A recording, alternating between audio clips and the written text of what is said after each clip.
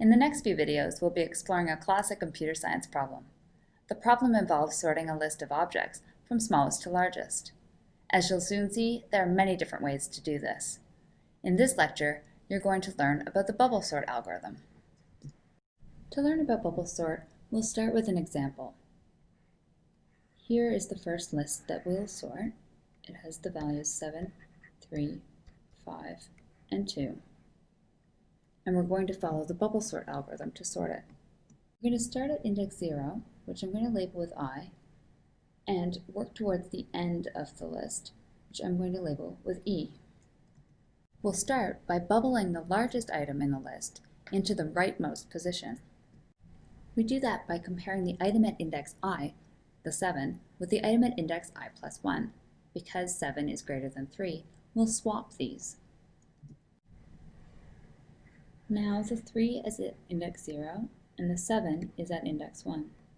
The rest of the list is unchanged. E still labels the last position.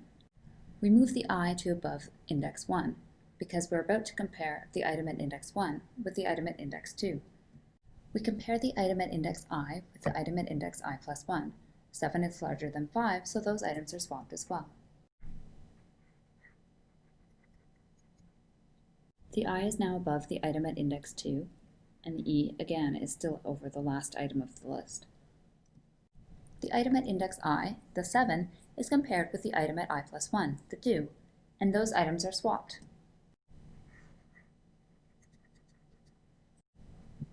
We've now completed one pass of the bubble sort algorithm, and the largest item in the list, the 7, is in its correct sorted position.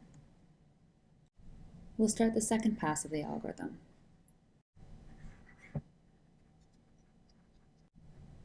This time, the end is the second last item of the list.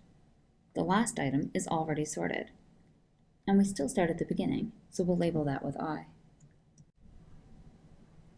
We use this line to distinguish the unsorted part from the sorted part.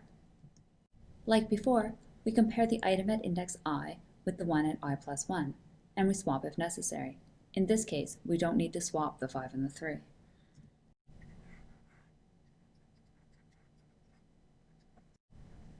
Next, the 5 is compared with the 2, and they are swapped. We've reached the end of the second pass, and the 5 is now moved into its correct sorted position, the second last position in the list. There's one more pass to do.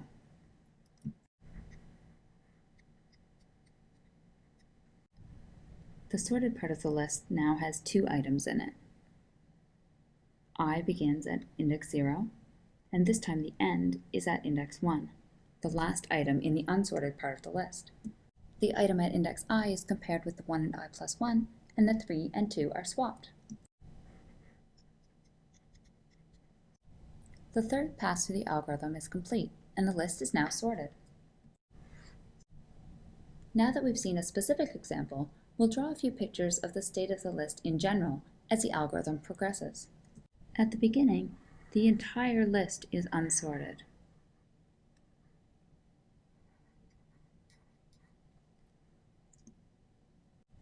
After some number of passes have been completed, part of the list is unsorted and part is sorted. The unsorted part goes from index 0 to index end. End of the algorithm, the index end is at index 0, and all of the items of the list are sorted. To be precise, the item at index 0 is technically unsorted, but we know that it's smaller than the rest because it's been compared to the others. Now let's implement the algorithm. We'll keep track of the index of the last unsorted item of the list. Initially, end will refer to the index of the last item in the list, because the entire list is unsorted. We know that we need to make several passes through this algorithm, and in our implementation we'll do that with a while loop. We stop when end is equal to 0, so we continue as long as it isn't. In each pass, we bubble once through the unsorted section of the list to move the largest item to index end. At that point, the sorted section of the list has grown by 1, so we decrease the index end by 1. Starting at index 0 of the sorted section, we compare the element at index I with the one at index I plus 1.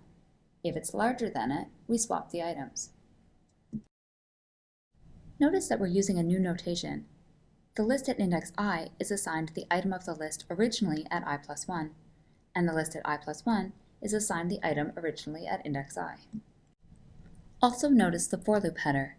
The unsorted part of the list goes from index 0 to index end, but the value of I, the largest value of I, is end minus 1. That's because in the body of the loop, end minus 1 would be compared to the item 1 greater than it, the item at index end. Finally, let's run the doc test.